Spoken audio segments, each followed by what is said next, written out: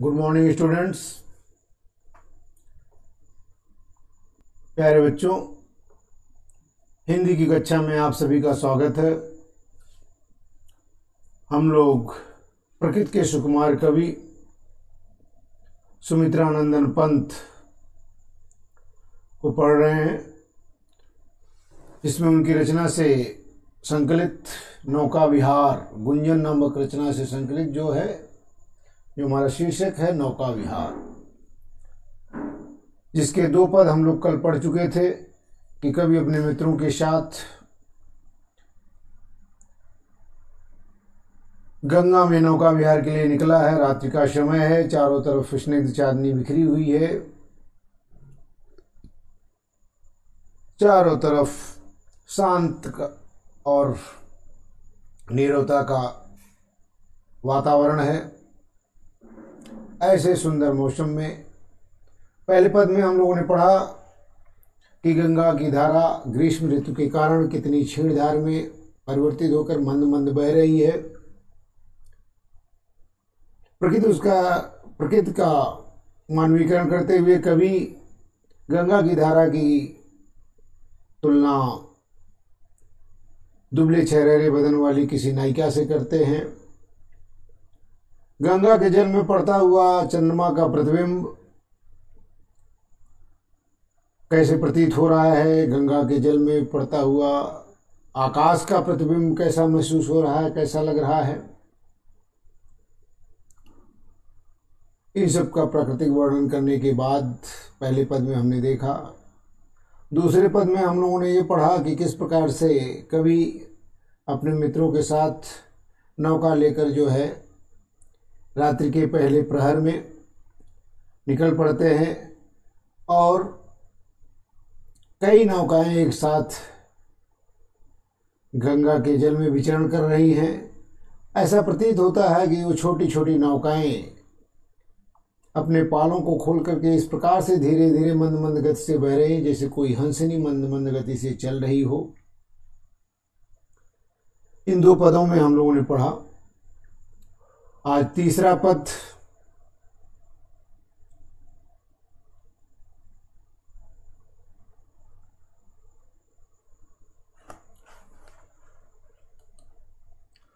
नौका से उठती जल हिलोर, हिल पड़ते नभ के ओर छोर, विस्फारित नैनों से निश्चल कुछ खोज रहे चल तारक दल, ज्योतित कर जल का अंतस्थल,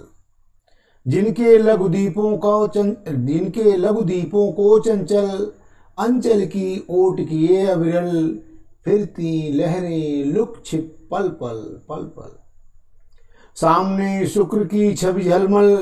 पैरती परी सी जल में कल, रुपहरे कचों में हो ओझल, लहरों के घूंघट से झुक झुक दसवीं का सजनिज, तिर्यक मुख दिखलाता मुग्धा सा रुक रुक, नौका से उठती जल हिलोर। कवि इस पद में गंगा में नौका विहार के समय गंगा के मनमोहक सौंदर्य का वर्णन करता हुआ कवि कह रहा है, नौका से उठती जल हिलोर। जब नौकाएं, छोटी छोटी नौकाएं जब गंगा के जल में विचरण कर रही हैं, ऐसे समय में नौका से गंगा की लहरें आके टकराती हैं तो नौका से उठती जल हिलोर। जब गंगा में नौका चल रही है तो उससे उठने वाली लहरों के कारण गंगा में प्रतिबिंबित सारा आकाश नौका से उठती जल हिलोर, नौकाओं के चलने के कारण जो उसमें लहरें उत्पन्न हो रही हैं और गंगा का जल चंचल हो गया है, ऐसे में हिल पड़ते नभ के ओर छोर, गंगा के जल में पड़ता हुआ आकाश का जो प्रतिबिंब है, मानो आकाश चारों तरफ हिल रहा हो, आकाश कंपायमान हो रहा हो।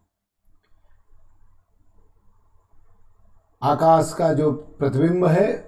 वह इस प्रकार प्रतीत हो रहा है कि जिससे आकाश उन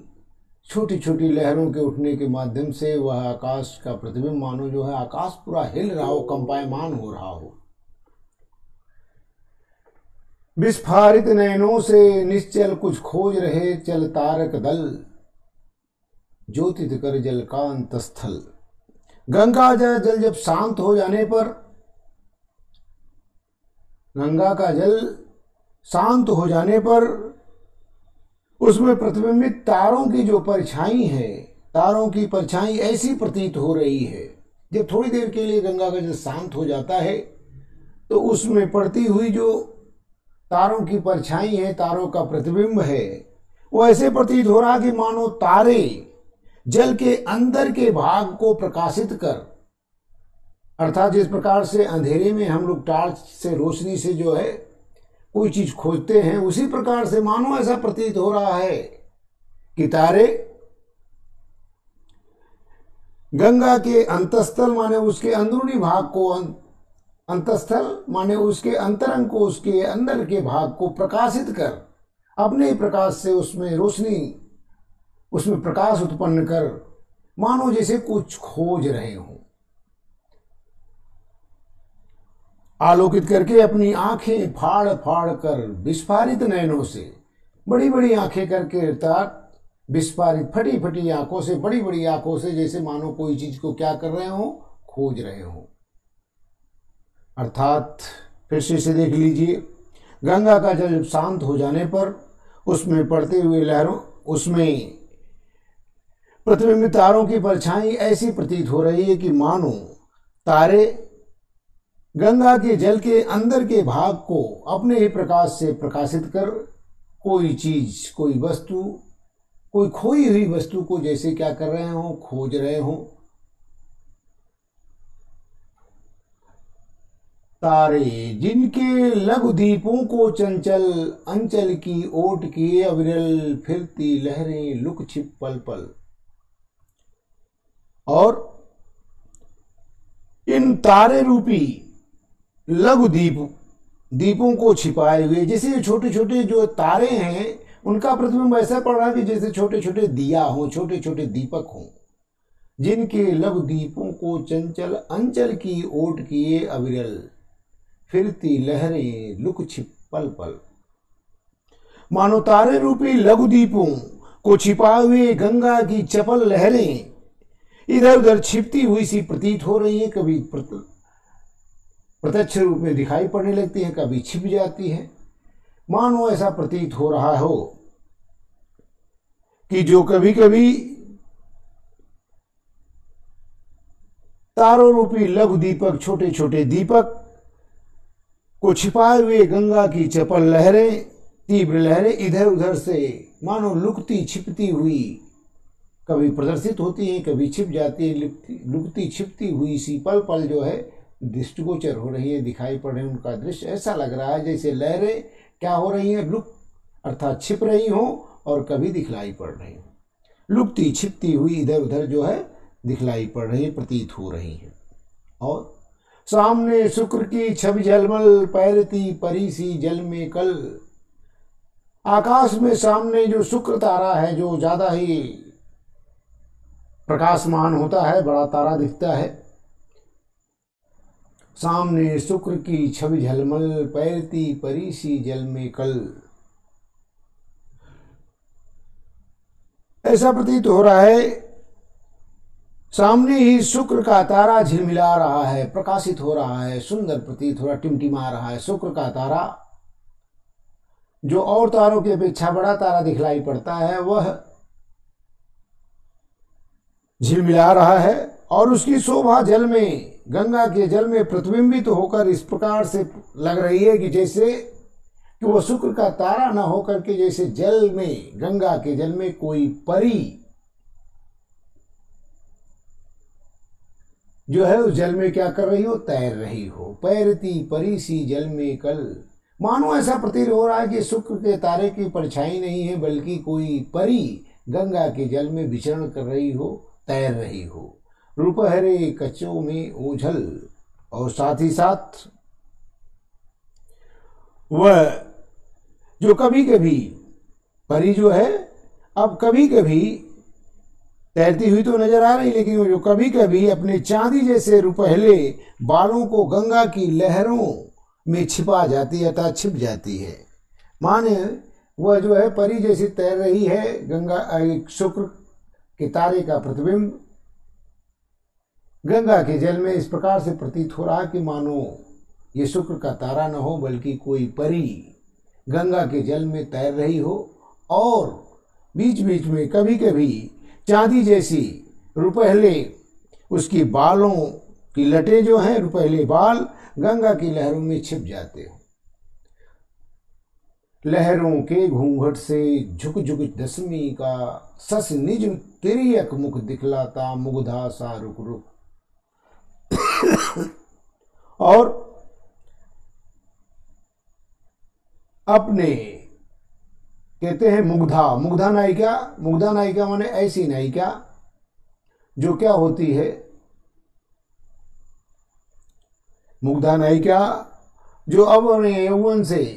अपनी युवावस्था से अनभिज्ञ होते हुए वह किसी चीज को देख करके मानो जो है थोड़ी सी मुग्ध हो जाती है उस पर, और अपने मुख क्या होती है मुग्ध होकर उसे देखने का प्रयास करती है। फिर उसे ऐसा आभास होता है कि लोग उसे देख रहे होंगे, वह अपने मुखड़े को छिपा लेती है। तो मुग्धा सा रुक रुक, मानो ऐसा प्रतीत हो रहा है कि अपने यौवन से अनभिज्ञ, अपनी युवावस्था से अपनी यौवन से अनभिज्ञ कोई नायिका जिस प्रकार कभी कभी अपने सुंदर मुख को घूंघट में छिपा लेती है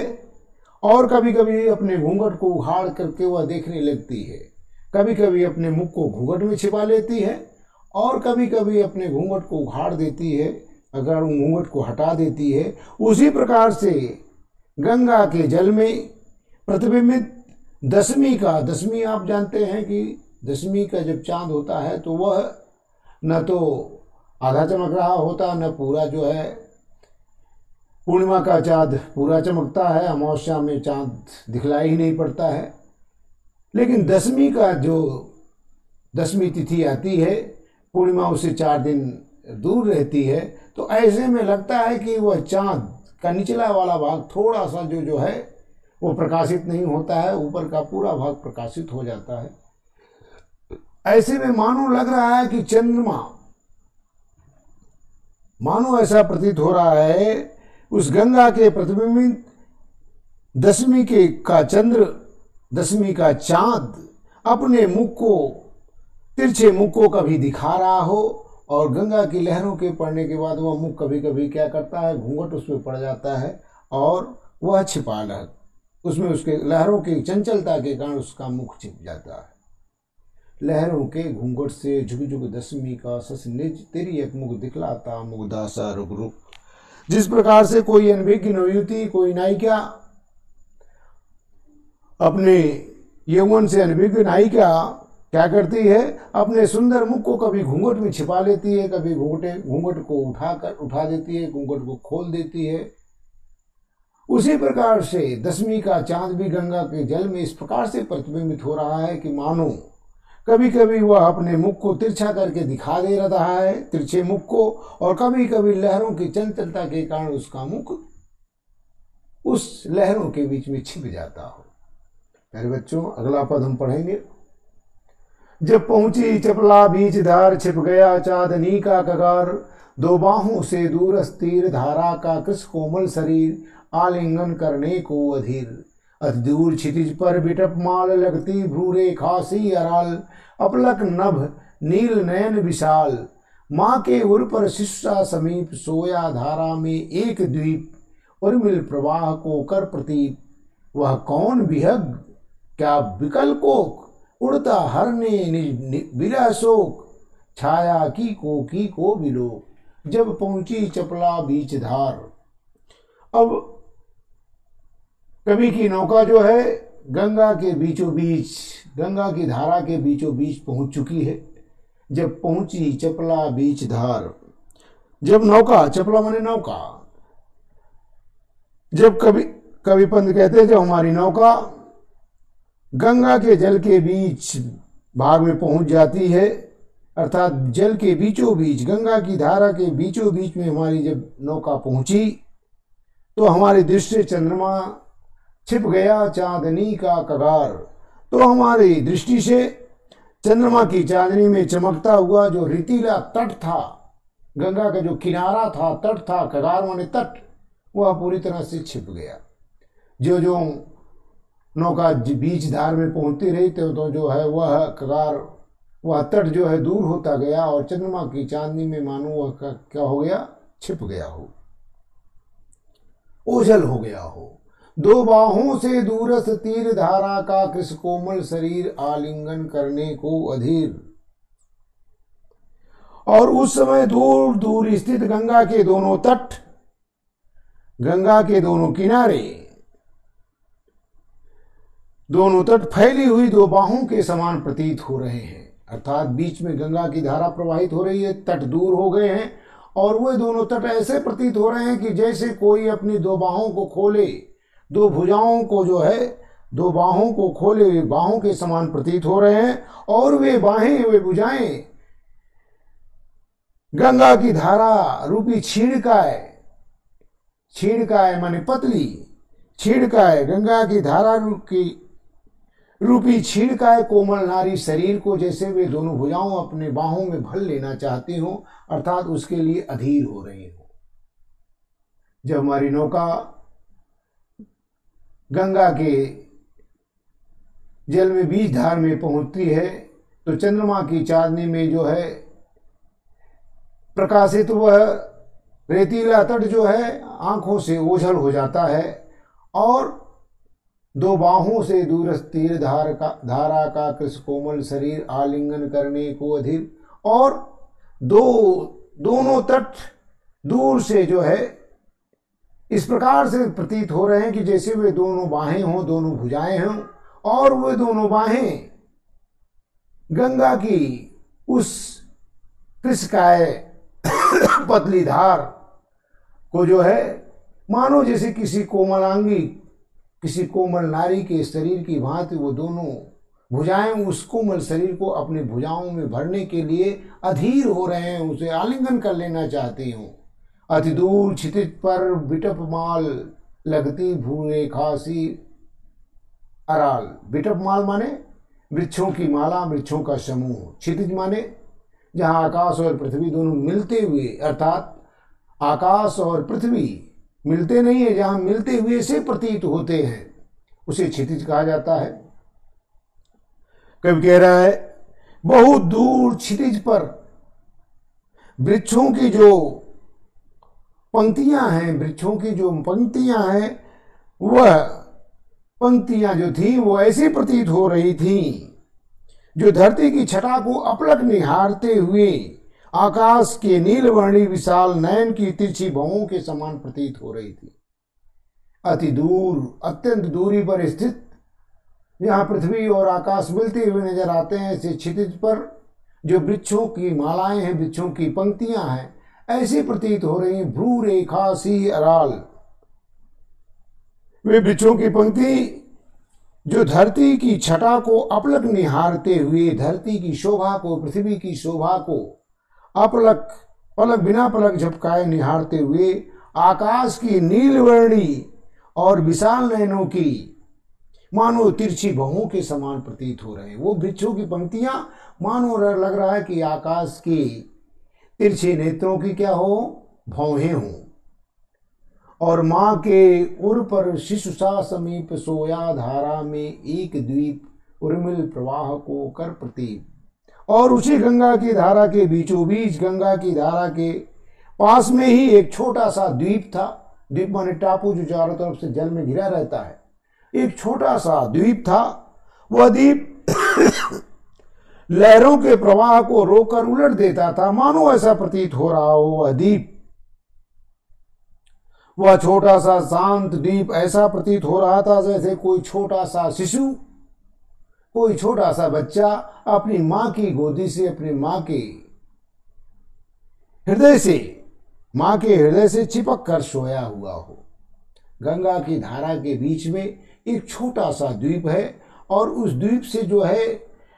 गंगा की लहरें जब टकराती हैं तो वह द्वीप उन लहरों को वापस लौटा देता है और उस शांत सा वह द्वीप ऐसा प्रतीत हो रहा है जैसे कोई छोटा सा बालक अपने मां के हृदय से चिपक कर सो रहा हो।